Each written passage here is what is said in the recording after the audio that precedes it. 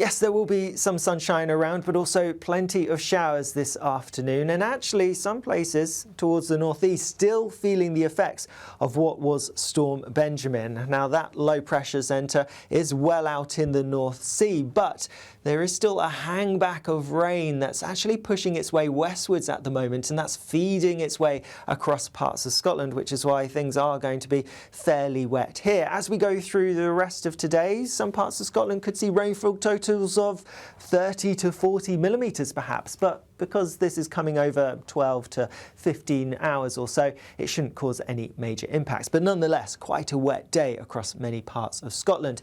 Elsewhere, we're talking sunny breaks and quite a few showers. There's actually another low pressure centre that's feeding its way across parts of Northern Ireland and the Republic of Ireland, and it's this that's driving some showers, and these are going to push their way into parts of Wales and Western England as well. Some of these could be heavy, there could be some CB around, so whilst you may not see much lightning, there could be some hail mixed in with them as well. When it comes to temperatures, generally they're a little bit below average for the time of year. Yes, towards the south we may get highs of around 13 or perhaps 14 Celsius, and if you're sheltered from the wind, see any sunshine, not feeling too bad, but generally there's a bit of a nip in the air, and some places will stay in single digits, feeling quite unpleasant over some parts of Scotland with the cloud, the rain and some blustery winds here.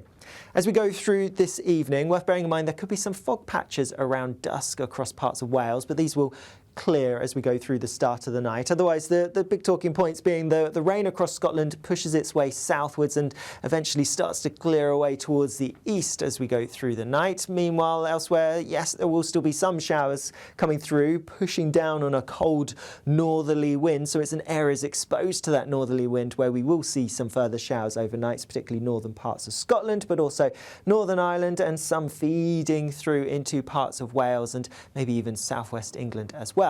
Away from these areas, there will be some dry weather, even some clear spells, and so a touch of frost can't be ruled out if you get any shelter from that brisk northerly wind across some parts of Scotland. Here we could see temperatures dropping to around or a little bit below freezing, but elsewhere, well, the breeze stopping temperatures from dropping particularly low. Nonetheless, it is going to feel pretty chilly first thing tomorrow morning. And actually, as we go through the day tomorrow, a chilly feel for sure. Starting off a bit cloudy, a bit damp across eastern parts of England, but that rain clears away towards the North Sea, and then actually a good deal of fine and often quite sunny weather around, albeit still seeing some of those showers piling down from the north on that cold Arctic air. And because that is Arctic air, we are seeing our temperatures dropping, and with that the potential for some sleet or snow over modest high ground of Scotland. We're talking above 300 to 400 metres.